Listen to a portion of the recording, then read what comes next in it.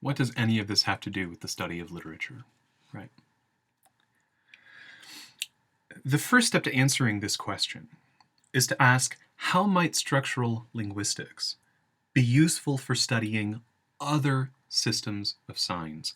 What if the signs were not words, for instance, or collections of phonemes, right, units of sound into words, but something else, right? What might Saussurian linguistics imply about other, or allow us to infer or to analyze or to think about in regard to other cultural phenomena, from cookbooks to Facebook status updates to movies to the use of public transportation to fashion to myths to politics. Jonathan Culler's Structuralist Poetics, which was published in 1975, is maybe, or at least it's my favorite, well,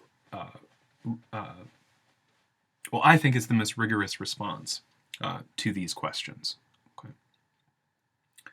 He writes, I just say he writes, and then I don't know where my handout is. Okay, so I passed out this handout in class. It is available on Sakai. Okay, so now the first quote from the handout. Okay. The structuralist notion that Saussurian signs might be useful in studying other cultural phenomena is based on two fundamental insights. First, that social and cultural phenomena are not simply material objects or events, but objects or events with meaning, and hence signs. And second, that they do not have essences, but are defined by a network of relations, both internal and external. In studying signs, one must investigate the system of relations, if one is going to be inspired by Saussurian linguistics, that enables meaning to be produced.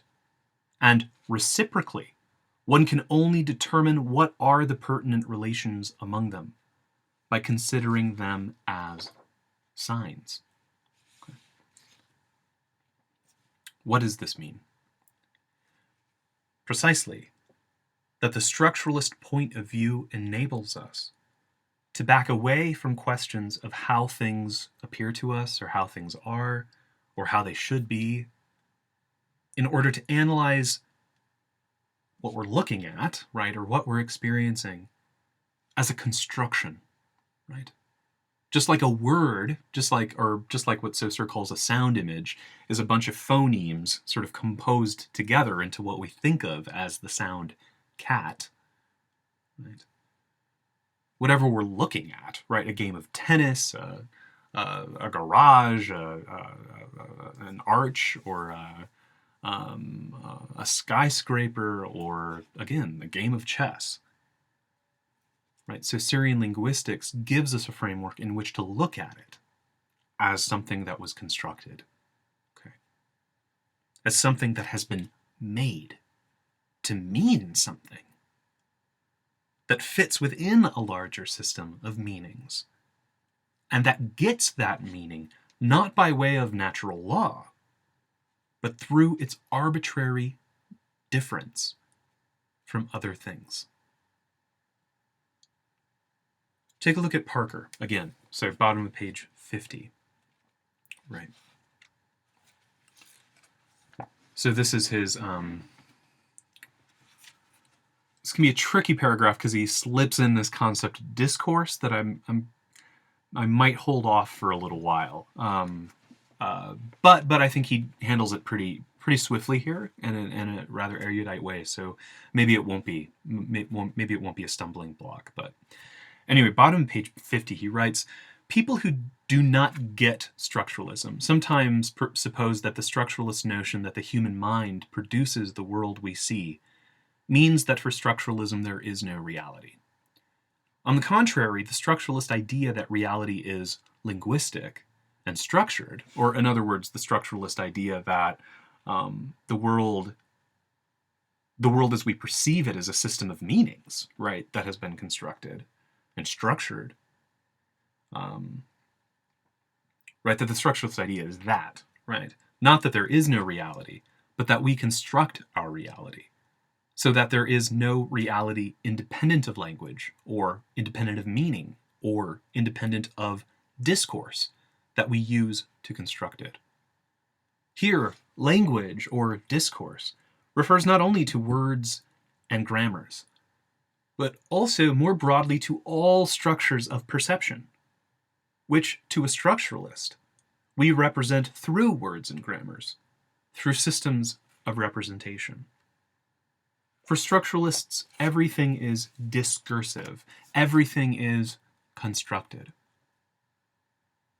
We don't ever experience anything in the raw, as he'll go on to say, right? Everything that we perceive is in some sense already mediated for us by this sort of background discourse in which we've been enculturated. If you believe in a reality, he goes on to say, independent of and prior to language, or prior to the systems of meaning in which we're embedded, then you believe in a pre-discursive essence, which makes you an essentialist. I don't really like that thing that makes you an essentialist, but when academics do accuse each other of being essentialist, this is sort of what they mean. You cannot back up that belief by offering an example, because as soon as you offer an example, you are using language and discourse. As we have suggested, it is not that there is a set of objects, a reality, and then language comes along afterward and is spread on top like frosting on a cake. It is that reality is always linguistic. Or again, I think he's being a bit imprecise here. If we're structuralists, we would say reality always has meaning, right? Because we experience it as a system of signs. Or as the expression often goes, to get at basic assumptions of this sort, that everything is always already discursive, always already constructed and mediated by language or by systems of signs. Okay, so that's how Parker puts what I was just trying to work out for us here. And I think what he says connects up nice to the first Culler passage I read a few minutes ago. Before we ask how any of this applies to literature, right, I'm still leaving us hanging on that question, it might be easier to come up with an everyday example, right? Think of a common green, yellow, red traffic light. When we drive the streets of Providence or Newport, where I live, it is probably pretty rare that we spend much time interpreting what the particular color of the light means. This is because the relationship between the signifier, the particular color of light, displayed on a particular piece of machinery, hung above an intersection, right, plugged into a whole sort of synchronized network of shifts in signifiers, and it's signified, right, stop, slow down, go, has been naturalized for us. It's automatic for us to know what to do, right? Note the relation between the color and the machine, right, and everything, and what it means, is not natural in the least. Though there may be a way to study, right, the evolution of our, reactions to color, right? That's a separate issue, maybe. The relationship between the colors on that traffic light and the meanings that convention has attributed to them is arbitrary, right? Or the relations are arbitrary, I should say. There is nothing inherent, for instance, about the color red, that it must mean stop. It can, in other contexts, signify love, violence, murder, warmth, heat, spiciness, sweetness, rage, hotness, etc., attractiveness, perhaps.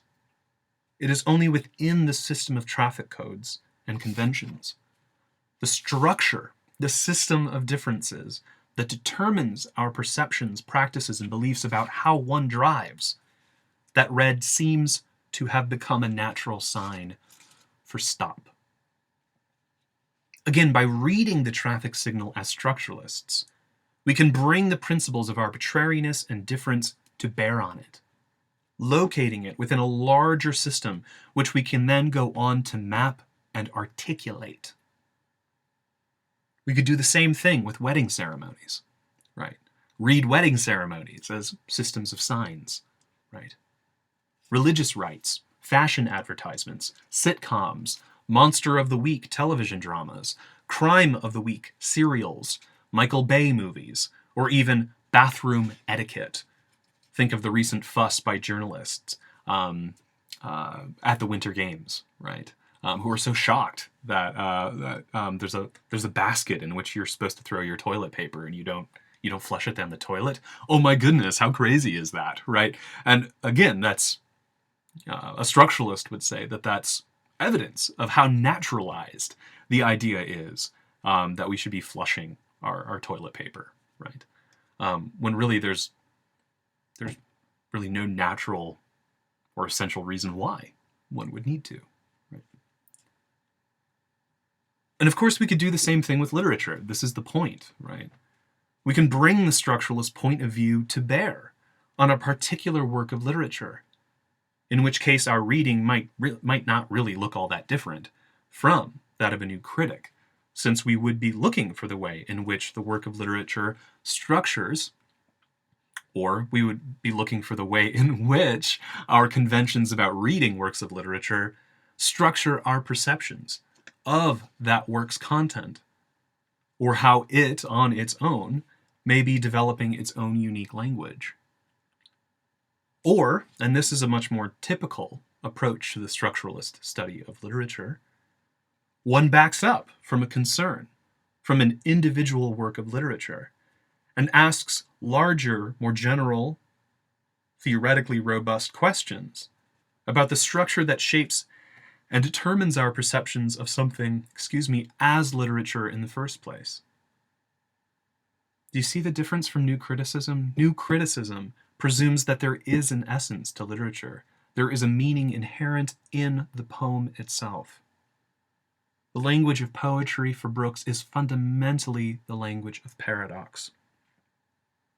A structuralist would say there is nothing essential about the link between poetry and paradox, that this relationship is a matter of a readerly convention that new critics and their students have inherited. Culler puts it nicely in the second quote from the handout. We tend to think of meaning and structure as properties of literary works, and from one point of view this is perfectly correct. When the sequence of words is treated as a literary work, it has these properties.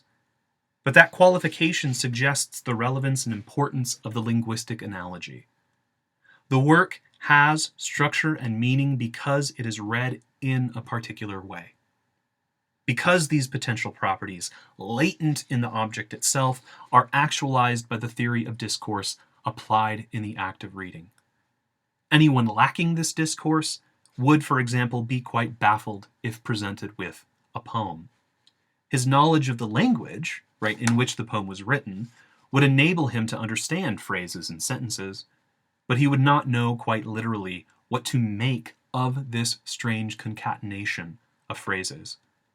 He would be unable to read it as literature because he lacks the complex literary competence, I'm putting in quotes because he does, which enables others to proceed. He has not internalized the grammar of literature, which would permit him to convert linguistic sequences into literary structures and meanings.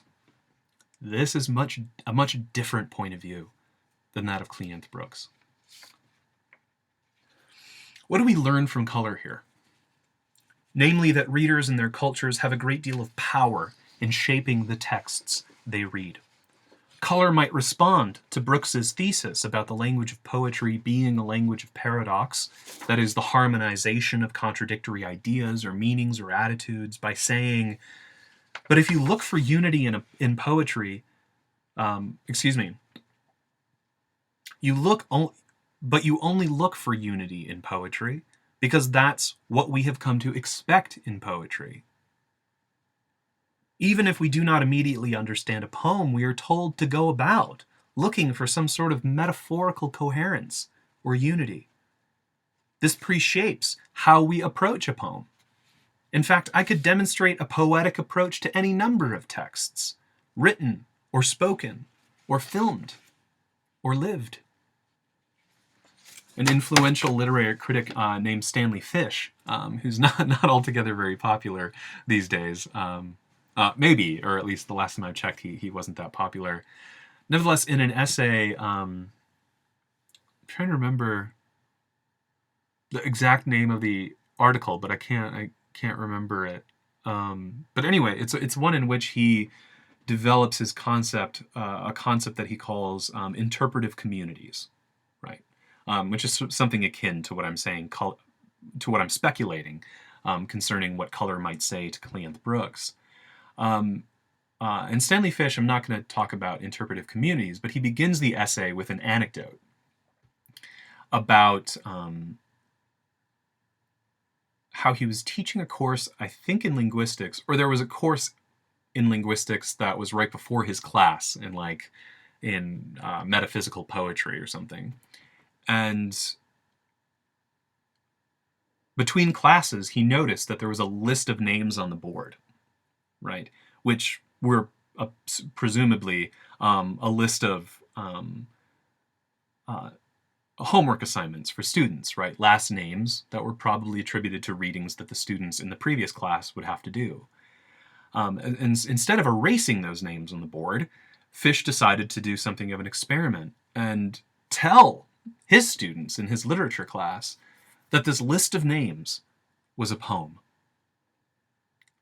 And whether or not we trust his account of it is one thing, but the outcome, he went on to show, was remarkable because students were able to do it. The students using the codes and conventions of how to approach a metaphysical poem, right? Or a poem by one of the sort of major metaphysical poets, using the codes and conventions of reading they had been learning in their literature class. They were able to look at that arbitrary list of names and develop a reading and interpretation of it. Remarkable. Anyway, in some sense, this explains our obsession with symbols, right? When I teach introduction to literature courses, students cling to the idea of symbols as the very thing they should be looking for if they are smart readers. And why? Because we're enculturated from a very young age to think that sophisticated narratives, or poetry or art, must stand for something better, greater. In short, something else that isn't immediately present or apparent. But poetry is not naturally symbolic, or figurative, or paradoxical, a structuralist would say. Symbolism, figuration, and paradox are presumptions, conventions we bring to a text when we believe it to be or anticipate it to be poetic. In the case of Mrs. Dalloway, an example of structuralist criticism might attempt to map out the new codes and conventions of fiction that the novel seems to be developing. We get a little bit of that in the introduction to Mrs. Dalloway by Bonnie Scott. And so if you're interested in what that might look like, you might go there. But you also see it a bit in some of our articles, right, that attempt to read Mrs. Dalloway in conjunction with, particularly, James Joyce's Ulysses, which was published 3 years before Mrs. Dalloway, though Joyce had been working on it for years before that. Okay. Anyway, I'm going to start that paragraph over again because I sort of lost my train of thought. In the case of Mrs. Dalloway, an example of structuralist criticism might attempt to map out the purportedly new codes and conventions of fiction that the novel seems to be developing. A narrative perspective, for instance, that is cinematic in how it moves and cuts, more sporadic and fluid than the usual omniscient third-person or limited first-person narrative perspective. But even in saying this, Culler might point out, you need some account of a larger narrative system that extends beyond an interpretive concern with Mrs. Dalloway itself. In fact, the word cinematic even suggests that Woolf is not as unique as we may think, that she is part of a larger coding or recoding of narrative reading that will have lasting effects on fiction, cinema, and all sorts of other arts, including graphic novels and YouTube videos. What we need, Culler might say, or a structuralist might say, is a larger theory of literature and of literary reading, or of narrative, or of our acts of reading narrative and making sense of narrative, right? What we might call after one of the first systematic accounts of literature, particularly of drama, a Poetics. I'm referring to Aristotle's seminal treatise, which goes by this name, Poetics. So I'm going to read the third quote on the Culler handout. If one postulizes a global homology between linguistics and poetics, rather than between linguistics and specific works of criticism, it follows that one's task is not to elucidate the meaning of individual works, just as in Saussurian linguistics it was not the task to interpret individual sentences. He's actually going to go on to say that. Right. It is not one's task to elucidate the meaning of individual works any more than it is the linguist's task to study individual sentences and tell us what they mean. Right. But to study works as manifestations of a literary system and show how the conventions of that system enable the works to have meaning.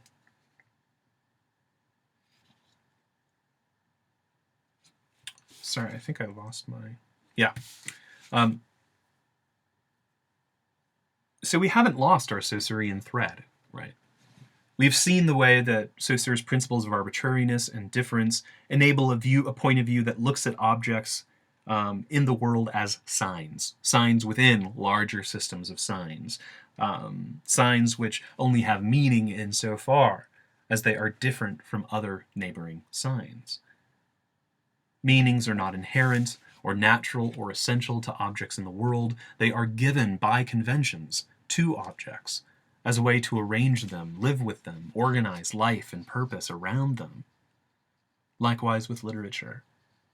In this passage, the one I just read about that global homology, Culler shows yet another way in which Saussure's point of view might help us in a study of literature. The retreat from individual works of literature that we spend countless hours of effort interpreting, and the pursuit of a larger account of the codes, conventions, and tropes that we have given to this thing, or given to our methods of reading this thing called literature. In short, if we are worthwhile structuralists, we will be studying literature as a langue, not works of literature. Not parole.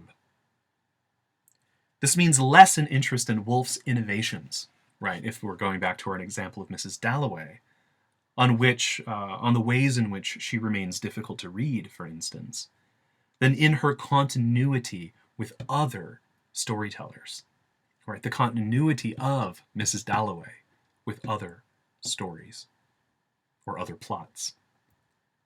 Focusing on continuity may actually make her novel already legible to us. There are a few ways one can do this. One of the ways Parker demonstrates in some of the pages of your reading is through a traditional account of English literary history. Right? Once we had literary realism, which gave way to literary modernism. We moved from linear plots, transparent characters, and so on, to a kind of schizoid structure of plots that rarely seem to progress, which seem more interested in their own language than in their characters, or who take a different tactic at approaching the realism of a mind by developing techniques to account for the various speeds of a mind's capacity to move between the present and the past, gathering up that which it sees, hears, feels, and remembers into complex aggregates of perception. Or we might do something else, right? We might chart Woolf's novel the way we chart other narratives by way of the basic elements of fiction. Though it may be difficult to parse out, there is still a plot there, if we choose to look for it. Still characters, still a setting, still themes, right? Or are there? Still a perspective, still modes of world building that align it, even with the most straightforward of fictions, which are only straightforward because we have a general competence with understanding fictional world building. So the fourth quote on the Culler handout.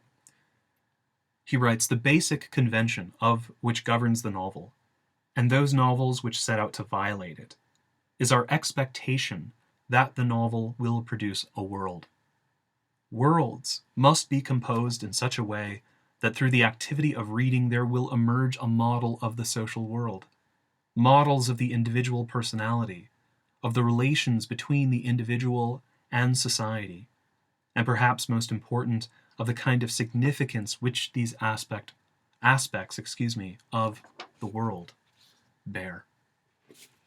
End quote. A poetics of fiction, then, this is me, would have no trouble showing continuity between Mrs. Dalloway and Jane Austen's Pride and Prejudice, or Charles Dickens' Bleak House, or something like that. It would certainly recognize formal differences, as well as differences in the use of irony, perspective, and level of sensuous detail. But it would also be able to construct a map of the conventions of literary reading that would explain how it is that we can perceive worlds at work in two novels that, on the surface, appear so different. And so this is going to be the last quote on the Culler handout. Okay? And I'm almost to the end of this second video. Structuralism does not offer a full-fledged model of a literary system, right? But by the problems it has posed and the formulations it has attempted, it does at least provide a framework, or what I've been calling a point of view, within which thought about the novel as a semiotic form can take place. By focusing on the ways in which it complies with and resists our expectations, its moment of order and disorder, its interplay of recognition and dislocation, it opens the way for a theory of the novel, which would be an account of the pleasures and difficulties of reading. In place of the novel as mimesis, that is, as sort of strict representations of the world around us, we have the novel as a structure, which plays with different modes of ordering and enables the reader to understand how he makes sense of the world. So, to sum up, right, structuralist literary study takes from Saussure a point of view that is shaped by his preference for langue over parole, an interest in a larger system rather than the individual work, the larger system that structures our perception of individual works. His principles of arbitrariness and difference, that there isn't a natural relation between rituals and meanings, that a larger system of codes and conventions in which we are embedded and in which we are trained to be competent determines meanings, that these things only have meaning because we perceive them as distinct and different from other things within that same system, or things within that system versus things in another system in which we're also competent. And even his preference for synchrony over diachrony, synchronic study over diachronic study. Note that Culler does not, in any of the passages I read, say that he is interested in the history of how the codes and conventions of literary reading have developed.